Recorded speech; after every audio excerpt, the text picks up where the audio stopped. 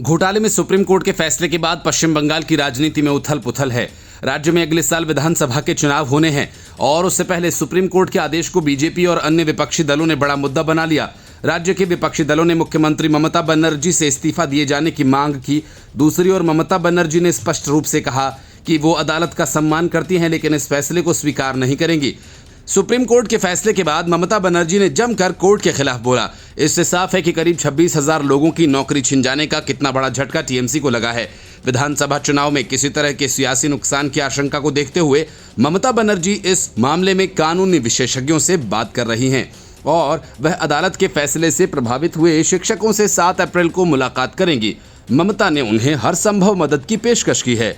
ममता बनर्जी ने कहा कि सरकार उनके साथ खड़ी है और इस वजह से उन्हें जेल भी भेजा जा सकता है, लेकिन लोग परेशान न हों। लेकिन बड़ी बात यह कि लाखों की रिश्वत देकर नौकरी हासिल करने वाले क्या ऐसे ही चुप बैठे रहेंगे? और अब जब कोर्ट ने साफ कर दिया है कि भर्ती में बड़े पैमाने पर भ्रष्टाचार हुआ, ऐसे में ममता बनर्जी किस मुंह से लोगों के पास जाकर वोट मांगेंगी? ममता बनर्जी की पार्टी टीएमसी साल 2011 से लगातार पश्चिम बंगाल में सरकार चला रही है।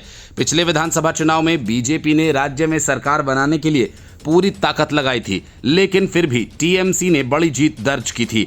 उसके बाद हुए लोकसभा चुनाव में भी टीएमसी की सीटें बढ़ी और बीजेपी की कम हुई थी।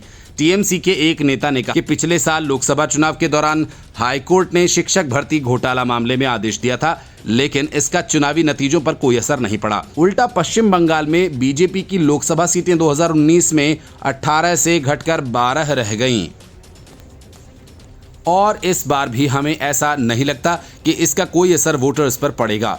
ममता बनर्जी की सरकार को कोलकाता के आरजीकर अस्पताल में हुए बलात्कार और हत्या के मामले में लोगों के जबरदस्त विरोध का सामना करना पड़ा था और ये भी ममता सरकार के लिए एक मुश्किल दौर था। न सिर्फ बीजेपी बल्कि कांग्रेस की ओर से भी ममता बनर्जी के इस्तीफे की मांग की गई। कांग्रेस के शुभंकर सरकार कहते हैं कि ममता सरकार को एक और दिन भी सत्ता में नहीं रहना चाहिए। इसी तरह बीजेपी के प्रदेश अध्यक्ष सुकांत मजुमदार भी ममता बनर्जी पर हमलावर हैं।